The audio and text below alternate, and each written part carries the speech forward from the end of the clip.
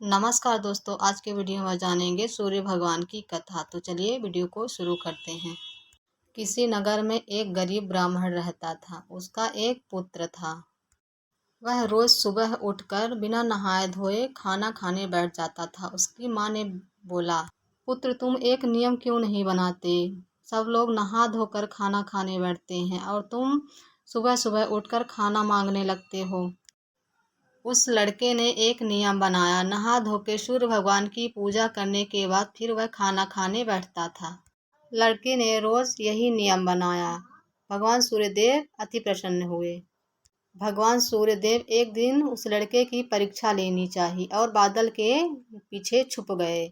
उस दिन वह लड़का भगवान सूर्यदेव को ढूंढते ढूंढते एक जंगल में पहुंच गया। पूरा दिन बीत गया। शाम हो गई। भगवान सूर्यदेव बोले कि यही मेरा सच्चा भक्त है। वह लड़का एक जंगल में जा पहुंचा। वहां क्या देखता है कि बहुत सारे चोर धन चुराकर आपस में बांट रहे थे। तभी सूर्यदेव उस लड़के को दर्शन दिए तो वह बोलता है, मिल गया। जो चोर रहते हैं वो सोचते हैं कि इस लड़के ने हमें देख लिया है।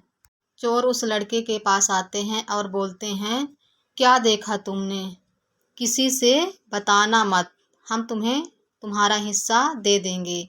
और चोर लोग उनसे आधा हिस्सा दे देते हैं। फिर वह लड़का अपने घर आता है और आकर बोलता है अपनी माँ से, माँ दरवाज़ा खोलो। उस लड़के की माँ गुस्सा होकर बोलती है कि दिन भर तुम कहाँ थे?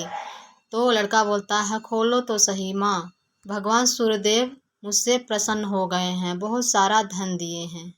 धन पाकर वह गरीब ब्राह्मण खुशी खुशी शहर में रहने लगते हैं। इस प्रकार सूर्यदेव अपने भक्त से प्रसन्न हुए।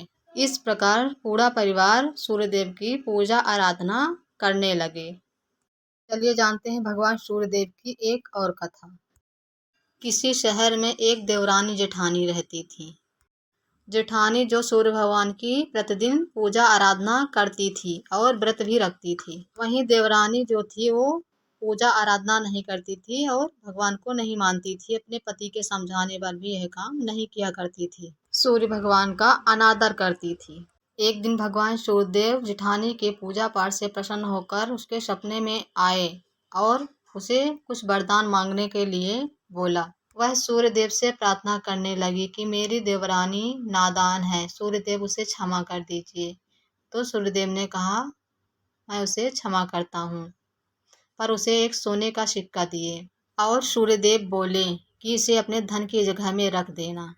सूर्यदेव के बताए के अनुसार उन्होंने ऐसा ही कि एक संदूक में उस सिक्के को रख दिए। कुछ दिन बाद जब संदूक खोलते हैं तो वो संदूक धन से भरी हुई थी। देवरानी और जेठानी में कहा सुनी की वजह से उसकी देवरानी जो थी वो कहीं और रहने लगी थी। यह सब जब वो देवरानी जानती है तो अपने पति को भेजती है कि जाओ पता लगा के आओ कि इनके पास इतना धन कहाँ से आया। वह आया और अपने भाई से पूछने लगा तो उसके भाई ने सब कुछ बताया कि सूर्यदेव कैसे सपने में आए और ये सब दिए।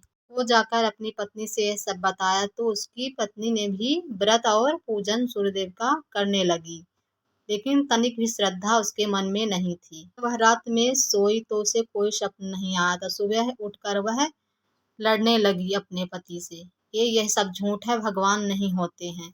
शाम के समय एक भिखारी का रूप धर के सूर्यदेव उसके दरवाजे पर गए तो वह डांट कर उस भिखारी को भगा देती है। अपनी जेठानी के पास गई और लड़ने लगी कि आप झूठ बोलती हैं, भगवान कुछ नहीं होते हैं। उसकी जेठानी ने उसे समझाते हुए कहा, भगवान किसी रूप में भी आ सकते हैं। पहले वो मेरे घर आए थे भोजन करके, फिर वो तुम्हारे घर गए हैं।